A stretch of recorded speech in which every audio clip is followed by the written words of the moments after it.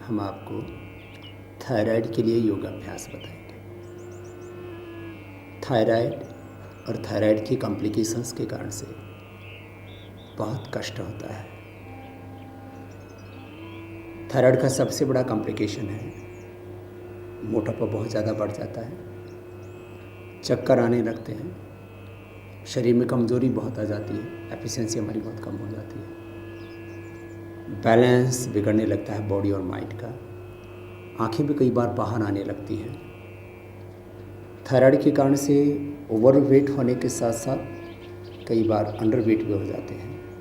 T3, T4, TSH का imbalance यही thyroid का रोग है और इसको 100% आप योग के द्वारा नियंत्रित कर सकते हैं। जहाँ तक थायराइड का प्रश्न है, थायराइड के लिए हम मुख्य रूप से 5 प्रकार के आपको योगाभ्यास बताएंगे जिसको सब कर पाएंगे और आप थायराइड को पूरी तरह से क्योर कर सकते हैं। थायराइड के लिए आप सीधे बैठ करके, नीचे न बैठ पाएँ तो कुर्सी पर बैठ करके जो मैं बता रहा हूँ वही अभ्यास कर पाएंगे आप। कपालभाति प्राणायाम थायराइड के लिए बहुत ज़रूरी है। थायराइड और थायराइड के कॉम्प्लिकेशंस 100% दूर हो जाते हैं योगाभ्यास से। तो सबसे पहले कपालभाति।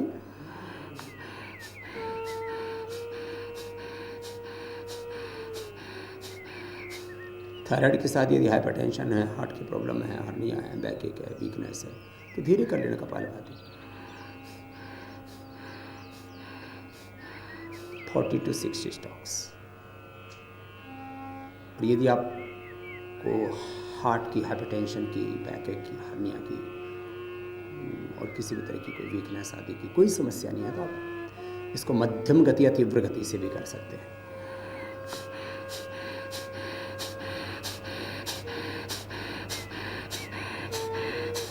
ये मध्यम गति से हुआ।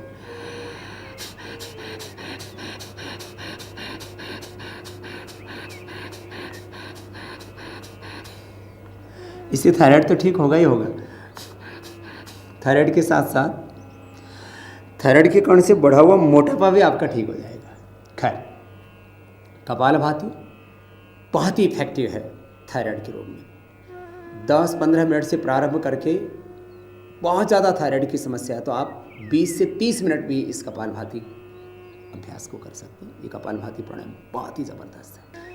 अगला अभ्यास है उज्जयी प्राणायाम। ये भी गले के लिए, थायराइड के लिए, टॉन्सिल के लिए, स्नोरिंग, स्लीप एपनिया के लिए, जितने भी गले के रोग हैं उन सब के लिए बहुत उपयोगी है उज्जयी प्राणायाम। स्नोरिंग, स्लीप एपनिया के लिए गले को टाइट करते हैं, श्वास को अंदर भरते हैं, भर के थोड़ी देर यथाशक्ति रोक के रखेंगे और फिर दाएं आँख को बंद करके बाएं से बाहर छोड़ देंगे। इसको 5, 7, 11, 21 बार तक किया जा सकता है थायराइड के रोग में।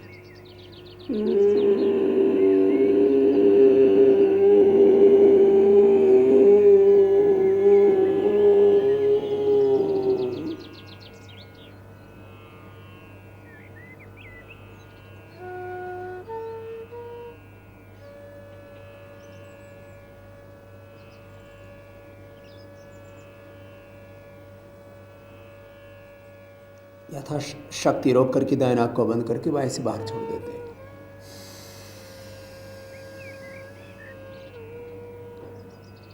कपालभाति, उज्जाई, ये तो बहुत ही महत्वपूर्ण क्रिया है। मैंने देखा कुछ लोगों के तो खाली ये 2 क्रियाएं करने से, ये 2 प्रकार के योगाभ्यास करने से ही थायराइड की प्रॉब्लम क्योर हो जाती है। तीसरी क्रिया है ऐसे ग्रीवासन, गर्दन को ऐसे घुमाना, गले को टाइट करके।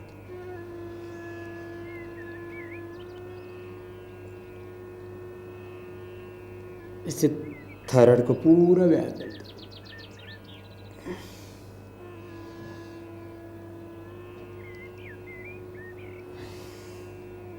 दाएं और बाईं और नीचे पीछे, इससे सहजतापूर्वक गर्दन को घुमा लेना।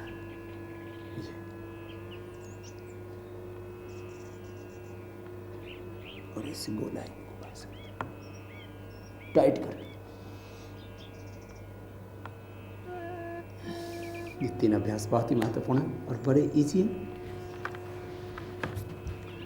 ये सिंहासन, ये भी गले के लिए, थायराइड के लिए, स्नोरिंग, स्लीप एपनिया के लिए बहुत अच्छा है। वज्रासन में पैरों थोड़ा खोल देते हैं, जीवा को बाहर निकाल देते हैं और ऐसे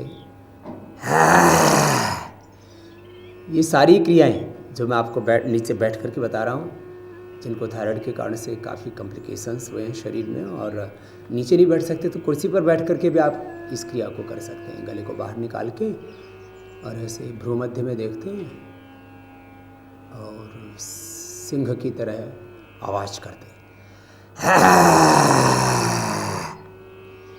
ऐसे 3 बार 5 बार ऐसे कर लेना करके सलाइवा अंदर निकलते हुए, लार अंदर निकलते हुए गले की मसाज कर देते हैं। एक खास अभ्यास है ये थायराइड के लिए, नाड़ी चिकित्सा का, मर्म चिकित्सा का, एक्यूप्रेशर जिसको कहते हैं।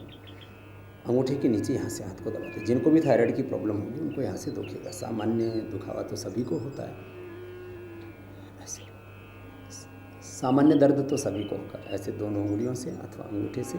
तो ऐसे आप बैठे हुए कपालभाति भी करें और साथ साथ इसको भी कर लीजिए।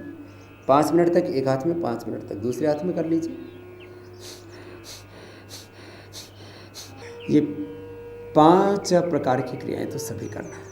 अब थायराइड के लिए कुछ खास योगाभ्यास बताते हैं। एक तरह से थोड़ा एडवांस योग हो जाएगा, अतिरिक्त योग हो जाएगा। मानिए 5 प्रकार की क्रियाएं करने से भी थायराइड के रोग से आप पूरी तरह से मुक्त हो जाएंगे। फिर भी जो आगे हम लगभग 7 प्रकार की योगाभ्यास की प्रक्रियाएं आपको बता रहे हैं, इनमें से जितना आपसे हो पाए उतना कर लेना। ये भी थायराइड के लिए बहुत ही उपयोगी योगाभ्यास है। सबसे पहले हम आपको करवाते हैं सर्वांगासन। सर्वांगासन का थायराइड, पैराथायराइड और मस्तिष्क पर, क्योंकि T3, T4, TSH का सीधा संबंध हमारे गले और मस्तिष्क से है, तो जो योगाभ्यास थायराइड को, पैराथायराइड को और मस्तिष्क को नियंत्रित करने में मदद करेगा, वह योगाभ्यास थायराइड को ठीक करेगा। पैरों को धीरे धीरे उठाया, 90 डिग्री पर उठाया, फिर थोड़ा पीछे की ओर ले गए और फिर ऊपर उठाया। ऐसे 1-2 मिनट से प्रारंभ करके 5 मिनट तक सर्वांगासन किया जा सकता है। ये थायराइड के लिए, आँखों के लिए, बालों के लिए, युवाओं के लिए, इनफर्टिलिटी के लिए, बहुत रोगों के लिए बहुत अच्छा है। सर्वांगासन इसको कहती इसलिए है, ये सभी अंगों को शक्ति देता है, पोषण देता है, संपूर्ण आरोग्य के लिए अच्छा, इसलिए इसका नाम है सर्वांगासन। थायराइड के लिए विशेष। फिर चक्रासन, ये थायराइड के लिए बहुत अच्छा है।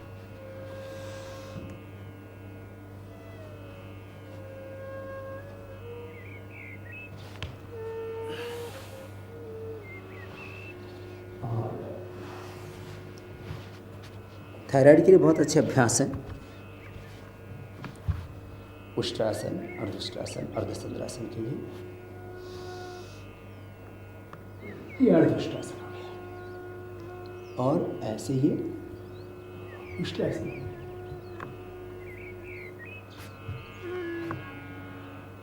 बहुत धीरे धीरे करना, अन्यथा चक्कर आके गिर सकते हैं।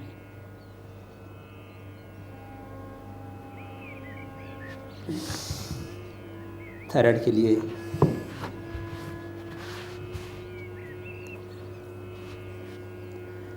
आप पद्मासन में बैठ के और पीछे झुक जाते हैं तो ये अर्धमत्स्येंद्रासन हो जाता है। हाथों को कंधों के बराबर रख करके ऊपर की ओर और गर्दन को मोड़ दिया। दोनों हाथों से पैर के अंगूठे को पहली उंगली और अंगूठी से पकड़ के ऐसे रोकें।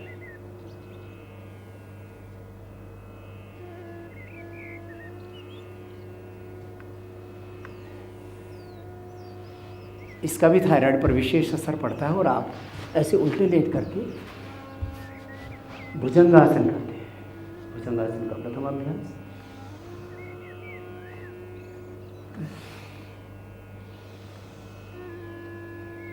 ऐसे 5-7 बार, और भुजंगासन का द्वितीय अभ्यास भी।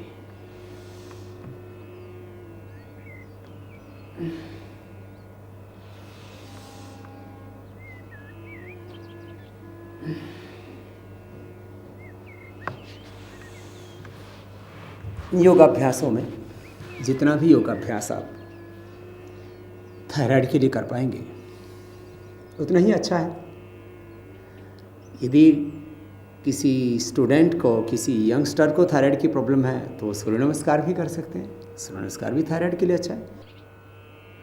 सुबह सुबह योग कीजिए, उसके बाद दिन भर जो भी करेंगे बहुत अच्छा होगा।